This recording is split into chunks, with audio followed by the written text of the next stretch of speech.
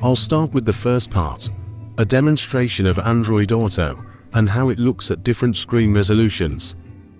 This instrument display was removed from a damaged motorcycle.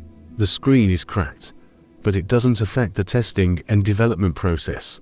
I connected it to a 12 volts 3A power supply, and it works normally.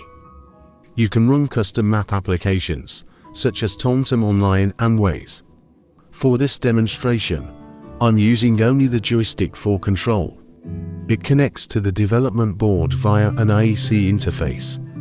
The basic principle is to send coordinates and commands to the display. I'm planning to mount this joystick on the left handlebar of the motorcycle. It's about the same size as a PlayStation controller joystick and features a waterproof design. After switching to a different resolution, Android Auto needs some time to automatically adapt and rearrange the UI, so there is a brief delay while it adjusts.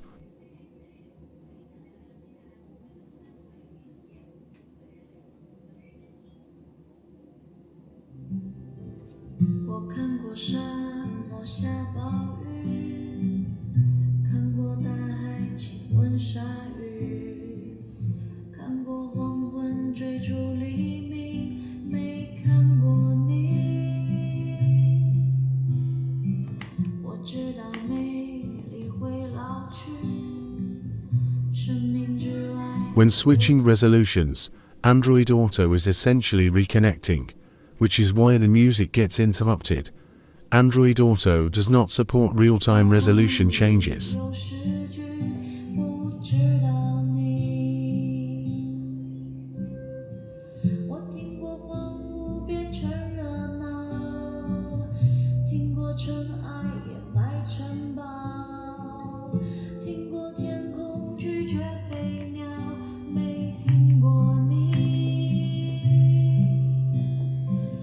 The BMW motorcycle's LCD display has a relatively low refresh rate.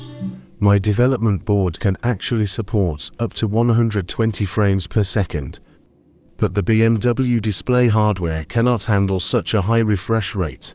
However, in actual use, the display performance is more than sufficient.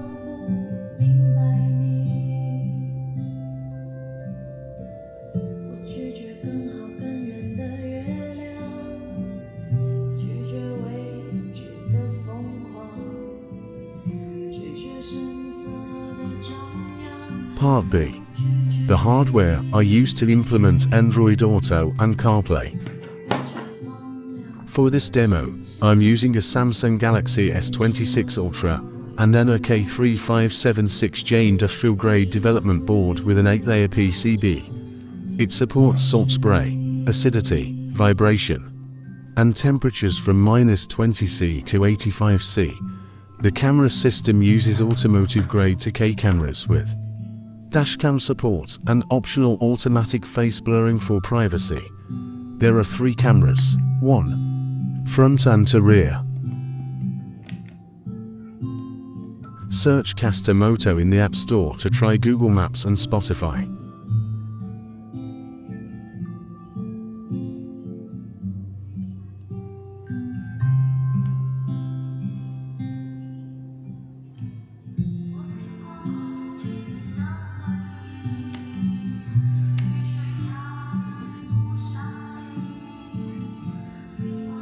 Thanks for watching. That wraps up this project showcase. In the next episode, I'll show you how to set it up and use it yourself.